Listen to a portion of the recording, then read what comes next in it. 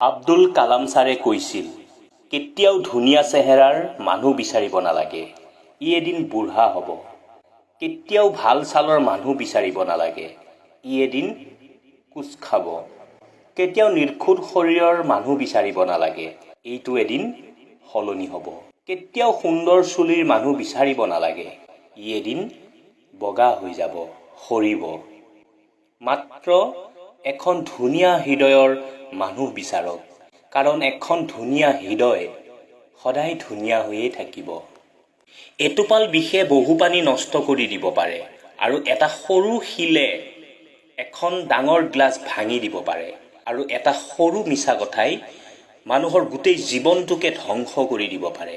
সেয়ে মিছাৰ পৰা সদায় বিৰত থাকক। বিশ্বাস বস্তুটো বৰ আচৰিত। মানুহে জীৱনত যি পায় বিশ্বাস কৰিয়েই পায়, আৰু যি হেৰুৱায় বিশ্বাসৰ কাৰণেই হেৰুৱায়। জীৱনত যিয়ে এৰি নিদিয়ক কিয়, হাঁহি আৰু আশা এই দুটা বস্তু কেতিয়াও এৰি নিদিব, কাৰণ এই দুটা বস্তুৱে আমাক জীয়াই থকাত সহায় কৰে। তিনিটা বস্তু কেতিয়াও ঘূৰি নাহে, সময়, কথা, সুযোগ। তিনিটা বস্তুৰ পতন হয়, অহংকাৰ, মিছা আৰু হিংসা।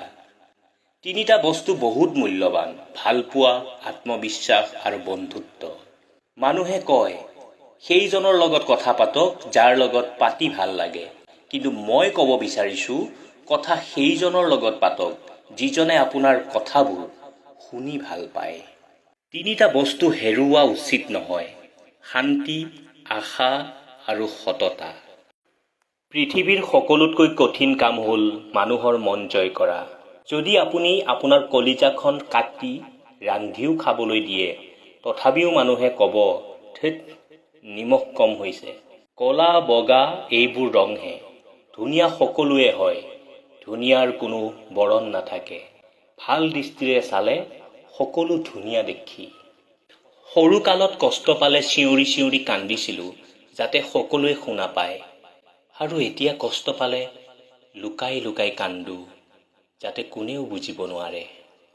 মানুহে কয়, পইচা থাকিলেহে কিবা এটা কৰিম, আৰু পইচাই কয়, কিবা এটা কৰিলেহে মই তোমাৰ ওচৰলৈ আহিম।